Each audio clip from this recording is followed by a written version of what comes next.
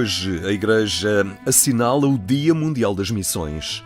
Já o faz há 96 anos. E todos os anos o recorda porque missionário é cada um que se diz cristão. Todo aquele que um dia foi batizado. A missão de cada crente é dar testemunho, comunicar aos outros a alegria do Deus que anima e dá sentido à sua vida. Assim, é-se missionário, nos confins do mundo ou à porta de casa.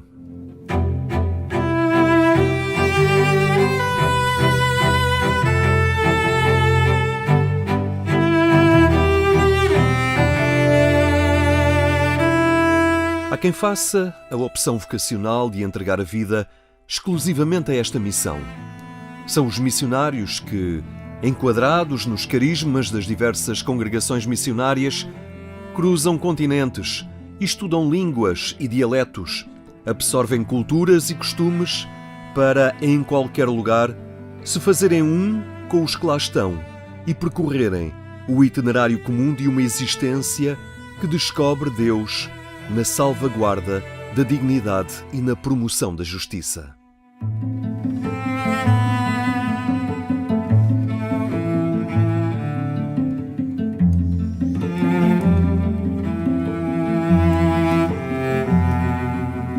Eles que descobrem a eficácia do anúncio na superação das barreiras, nos laços que ultrapassam a desconfiança, na forma como se toca o coração do outro, que, sendo o próximo, é afinal tão diferente de nós.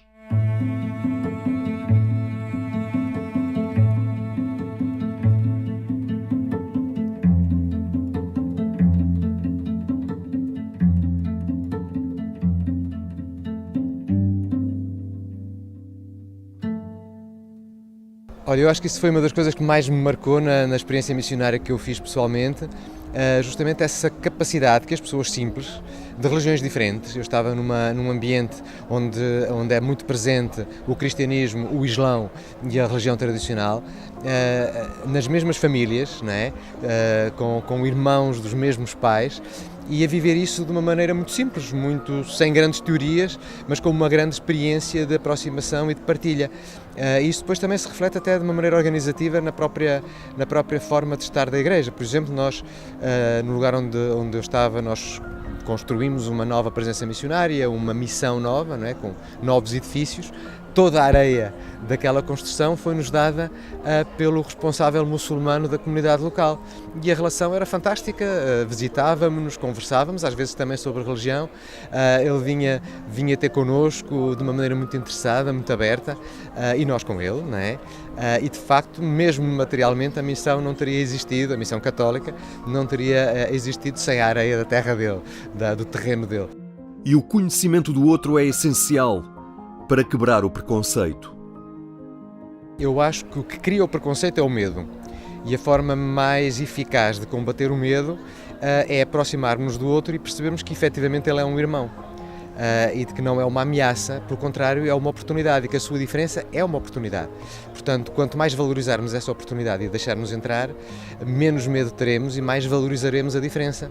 E isso é o caminho da fraternidade e da paz. Quando estive em Moçambique, tive um encontro muito interessante era o comandante da polícia, que era um senhor que exercia muito poder, por isso tinha uma posição de honra na sociedade, e era um muçulmano, E eu, que era o pároco nesse tempo, havia ali duas entidades importantes naquele distrito, e nessa posição, esse senhor comandante da polícia, ele tinha um bocadinho a posição de chefe, que é natural naquelas terras, no norte de Moçambique.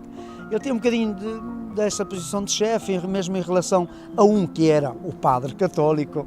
E foi interessante como, através do encontro, e o caso foi que conseguimos fazer um curso de informática, o mais básico, com os 3 programas mais básicos de informática, e o senhor comandante veio fazer esse curso, junto com outros diretores distritais, e foi interessante que naqueles 3 meses de curso de computador, como nós nos conhecemos, como nós partilhamos muitas ideias, e chegámos então a uma amizade pura.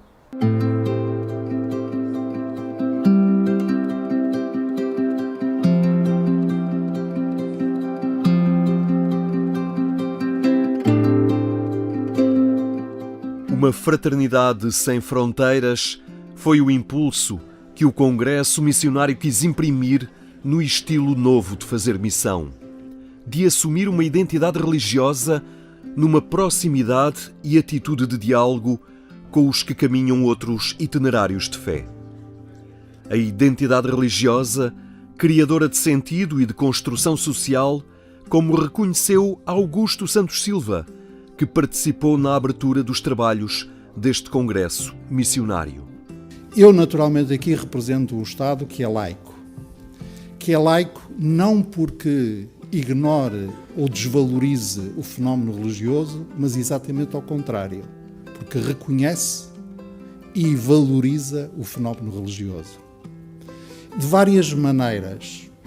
Pessoalmente encontro pelo menos 5 maneiras para o Estado laico reconhecer e valorizar o fenómeno religioso. A primeira, a mais fundamental de todos, é que ele corresponde ao exercício de uma liberdade irrenunciável de cada pessoa humana. A liberdade de crer ou não crer, de escolher a crença que queira crer, em que queira crer, de mudar de crença ou de abandonar a crença. Essa liberdade fundamental de cada pessoa escolher aquilo em que quer acreditar é um dos fundamentos essenciais do Estado, em particular do Estado democrático, que é uma das liberdades fundamentais inscritas no grande capítulo que é o nosso chão comum do regime de direitos, liberdades e garantias. Nesta ocasião, o Presidente da Assembleia da República deixou um desafio para que as diferentes religiões se empenhem em aprofundar e enriquecer a comemoração do Dia da Liberdade Religiosa e do diálogo interreligioso. E o meu convite é que, com o tempo, ainda estamos em outubro, preparemos adequadamente o próximo, dia 22 de junho, Dia da Liberdade Religiosa e do diálogo interreligioso. E queria convidar todas as religiões a trabalhar connosco na melhor comemoração possível desse dia. Mas os dias que são efemérides só servem se a gente pensar nas efemérides que eles comemoram fora desse dia. Se nos limitarmos a pensar no dia 22 de junho, no diálogo interreligioso, o dia 22 de junho não serviu de nada. Só serve na medida em que é um acicate para que nós pensemos todos os dias, que não apenas o dia 22 de junho, no diálogo interreligioso. O Congresso Missionário sublinhava a multiculturalidade como um ambiente de encontro e caminho comum, também para os que anunciam Cristo e a sua mensagem. A religião, a raça, a língua não podem ser barreiras nem causa de desconfiança. Para nós é abertura, porque eu também vim numa origem de múltipla, porque parte da minha mãe é chinesa. Pratica uma religião diferente, chinesa e também muçulmana. Portanto, eu já, da parte culturalmente, origem, digamos que sangue, também já me educar para como que trabalhar, de ir ao encontro com o outro, relacionar também com o outro, é essa parte, sim. E também lá em Timor, de várias religiões, muçulmano também, no tempo da Indonésia, também é um país domina do país muçulmano, por isso mesmo que para mim já não é sempre uma novidade, mas já encarna desde a minha infância de ir ao encontro também com outros dessa parte. Eu tenho irmãos que são muçulmanos. Eu sou cristão, seminarista na Congregação do Espírito Santo, estudando aqui, mas eu tenho irmãos próprios de sangue que são muçulmanos. Nós vivemos em paz, dialogamos sempre. Cada pessoa, na sexta-feira, os muçulmanos vão no lugar deles. Eu, como seminarista, no domingo, vou na igreja. E os pais, como é que vivem essa diferença? Os meus pais são cristãos. Eles seguem-me, mas os irmãos, porque já casaram, seguem a vida deles, estão livres, fazem o que eles querem. No Ghana existe uma relação pacífica entre todas as religiões.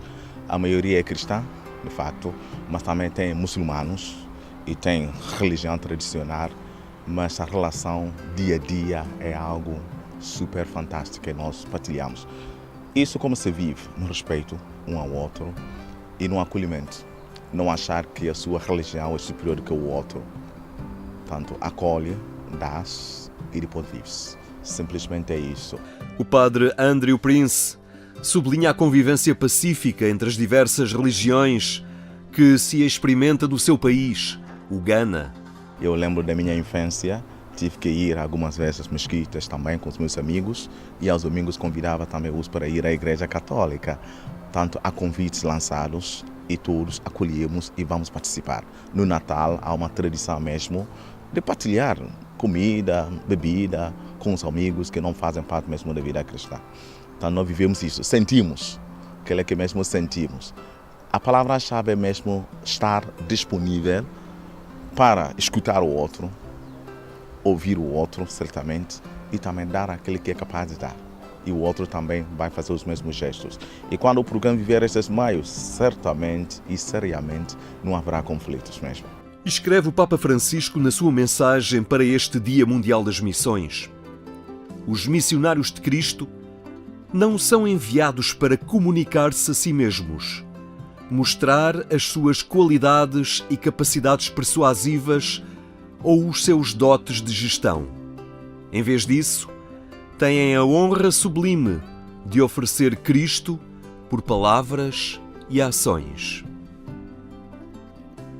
Também este congresso sublinhou a humildade e o acolhimento como atitudes típicas da missão e do agir missionário no terreno. Isso experimentou o padre José Costa quando, nos anos 80, chegou à Guiné-Bissau, onde fundou a Presença Missionária Espiritana. Eu vivi numa região onde a poligamia era normal, portanto, um homem podia ter 3, 4, 5, 15 mulheres. Isso choca-nos muito quando chegamos. Outro aspecto que me chocava muito era da religião tradicional, portanto, sacrifícios de animais, de ter o derramamento do sangue para interceder a Deus, para pedir a Deus. Portanto, muitas coisas eram de facto diferentes. Depois, como eu lhe digo, vamos conhecendo quem é cada pessoa e, no fundo, encontramos, digamos, uma plataforma comum. As pessoas são boas. Nós tínhamos uma escola que foi ajudada a construir pelos Jovens Sem Fronteiras. O diretor era muçulmano. Convivíamos numa amizade tão grande. A região onde eu estava tinha os animistas, tínhamos os muçulmanos, os comerciantes eram praticamente todos muçulmanos. Nunca tivemos problemas. A interação com a população local, apesar de condicionada por costumes muito diferentes, nunca esteve em causa. A nossa diferença nunca foi obstáculo à relação. Ao contrário, ajudávamos a eles, eles ajudavam-nos a nós. Tínhamos uma relação tão boa, tanta amizade, que eu digo, só quando fazemos a experiência é que sentimos o que é ser feliz com os outros, diferentes, noutras culturas, se nós levamos dentro esta ideia que as pessoas são boas e que, se vamos com a ideia de os amar, construímos pontes, construímos família, construímos fraternidade, onde estivermos, cá ou lá. A experiência da presença missionária que no terreno tem de conjugar cultura e identidade religiosa sem se impor, sendo convincente apenas pela via da fraternidade e de um testemunho de proximidade. Eu, quando cheguei à Guiné, não havia praticamente cristãos, as pessoas não sabiam o que era. Havia um ou outro batizado, mas praticamente não havia cristãos. Eu recordo-me ter feito reuniões com as pessoas idosas no templo deles, onde eles sacrificavam animais. Era uma experiência um bocadinho chocante eu estar sentado e reunido com as caveiras dos animais pendurados lá na capela, porque eram os sacrifícios. Temos de respeitar a noção e o conceito que eles têm de Deus. Portanto, é o que é da tradição deles, não posso eu forçá-los a ser como eu. Claro que vamos com uma mensagem, mas essa mensagem passa pela amizade, quando as pessoas confiam em nós, quando sabem que estamos por amor, por amizade, então eles podem dar um passo mais para a frente. Agora, impor, impossível. Isso foi a minha experiência, a minha primeira experiência. Não impomos nada. E mesmo quando queremos forçar um bocadinho, as pessoas quando querem vão-se embora. Portanto, não é uma questão de forçar. É dizer, nós temos uma fé que nos leva a viver de uma determinada maneira. Leva-nos a viver o amor.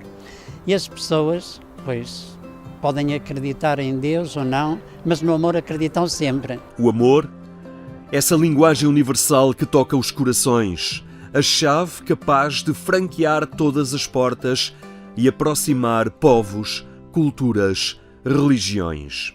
Isso experimentou um dos promotores deste congresso missionário, o padre Adelino Ascenso, quando um dia chegou ao Japão.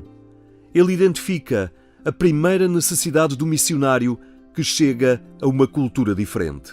Há uma grande necessidade de nos esvaziarmos. E aí, precisamente naquela nação, sente-se isso, experimenta-se esse esvaziamento. A partir desse esvaziamento é começar a encher-se lentamente com aquilo que vamos aprendendo. No fundo é isso, é estarmos predispostos a aprendermos. Como já foi dito aqui hoje, todos nós aprendemos uns com os outros. Aliás, uma coisa que eu costumo dizer muitas vezes é que nós somos pão uns para os outros, alimentamos uns dos outros. E alimentamos uns dos outros precisamente nesse terreno muito fértil que antecede a nomenclatura religiosa. Bom, em primeiro lugar é preciso muita paciência, a não correr nem ter muitos projetos avançados, no sentido em que, e isto já dizia o nosso vice-geral, que eu ainda estava no noviciado, a primeira forma de ser missionário é através da amizade. Ou seja, Deus vem depois, mas a questão da amizade implica o quê? Uma vontade de conhecer. Em primeiro lugar vai-se ao encontro. Então nós na Coreia do Sul começamos com alguns monges budistas que foram abertos e disponíveis, porque nem todos o eram. Conseguimos ter várias experiências que nos levaram a criar um centro de espiritualidade para o diálogo interreligioso. Ou seja, de uma parte fazemos formação a católicos, porque muitos deles foram batizados católicos, não pertenciam a mais nenhuma confissão religiosa ou ao budismo, sobretudo. E então é preciso que eles também conheçam o budismo. E depois então havia a outra parte que era o encontro com monges e os seus seguidores. O terreno fértil de uma humanidade distinta, mas unida por sentimentos comuns de busca, de afeto, de vontade de conviver com o outro. Não existe diálogo entre as religiões, existe diálogo entre as pessoas que podem ou não pertencer a religiões. E se o diálogo interreligioso existe entre pessoas que pertencem a essas religiões. Mas o diálogo intercultural é bastante mais abrangente, porque engloba todas as pessoas, e aí está a fraternidade. Engloba todas as pessoas esse terreno, como dizia, esse terreno fértil, onde está a humanidade. E quando nós entramos no campo da humanidade, temos muitos pontos em comum. Aí pode alicerçar-se e deve alicerçar-se uma verdadeira fraternidade. O diálogo e a superação do preconceito, a fraternidade que se impõe sobre o peso de um passado de desconfiança e violência, é hoje o sentido obrigatório dos que, no mundo, propõem Deus à humanidade.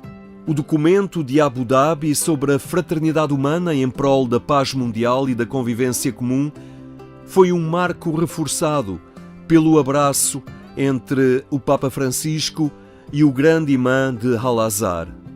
O gesto é um ponto de não retorno no diálogo interreligioso.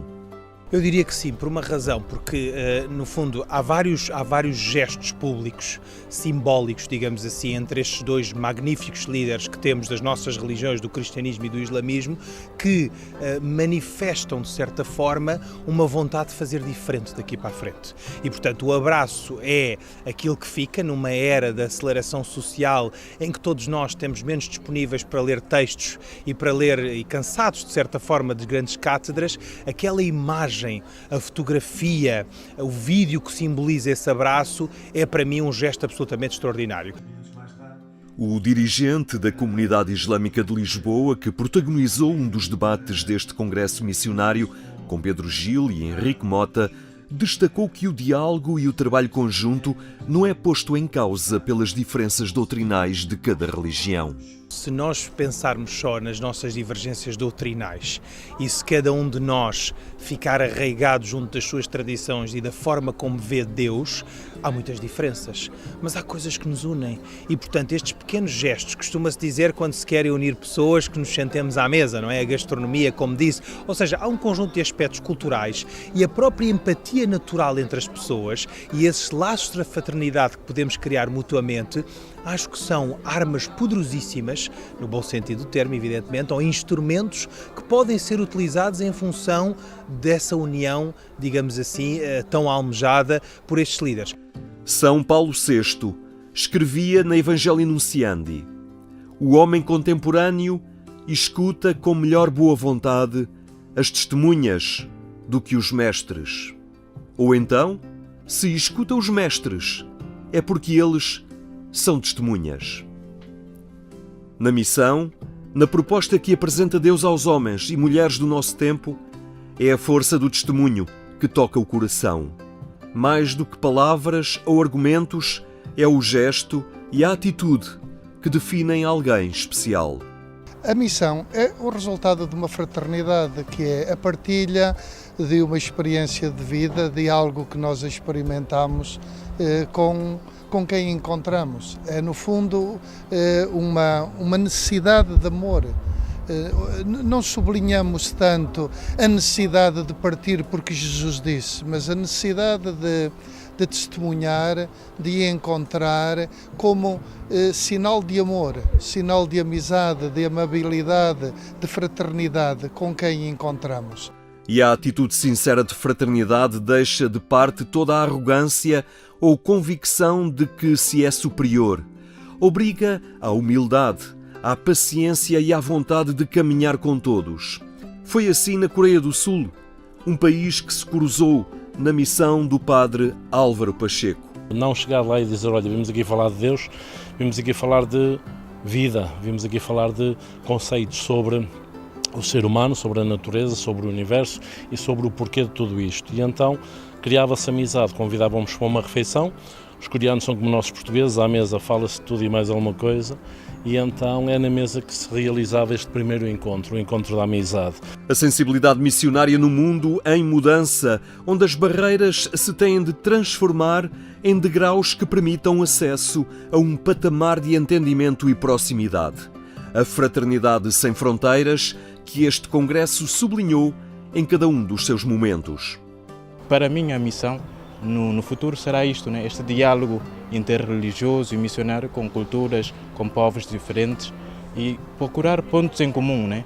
Esta fraternidade sem fronteiras é justamente isto, procurar algo que nos une como humanidade e avançar neste caminho que Deus nos chama. Há 10 anos que não se realizava este congresso missionário. Desta vez, no impulso do documento de Abu Dhabi, exortou ao encontro e à construção fraterna em que cada um, na sua proposta de fé, não deixa de trabalhar na diversidade. O que nós precisamos, e neste mundo novo, com novas tecnologias, com novas coisas, precisamos sempre de estar em diálogo com aquilo onde nós nos encontramos. Porque, para quê? Para que o Evangelho seja compreensível, procurando novas parábolas, novas imagens, mas isso sem desdizer nem nunca atraiçoar aquilo que é a autenticidade daquilo que nós somos. A grande palavra é continuar. Alguém dizia que aqui montamos um estaleiro de fraternidade. Quem dera pelo mundo inteiro, agora cada um pudesse ir e fundar um novo estaleiro, isto é, um novo lugar onde as pessoas se querem bem, se acolhem, se entendem e aprofundam aquilo que aqui foi repetido tantas vezes, aquela interculturalidade, vamos lá, interreligiosa, esta cultura que nós queremos que entre na vida, na prática, nas palavras, nas ações da humanidade hoje, que é sedenta de fraternidade. A atitude que se quer nova, da missão que se constrói nas regiões longínquas ou na realidade concreta da cidade que habitamos. Missão é, desde logo, essa atitude de cada crente que não fica indiferente e quer comunicar a fé que o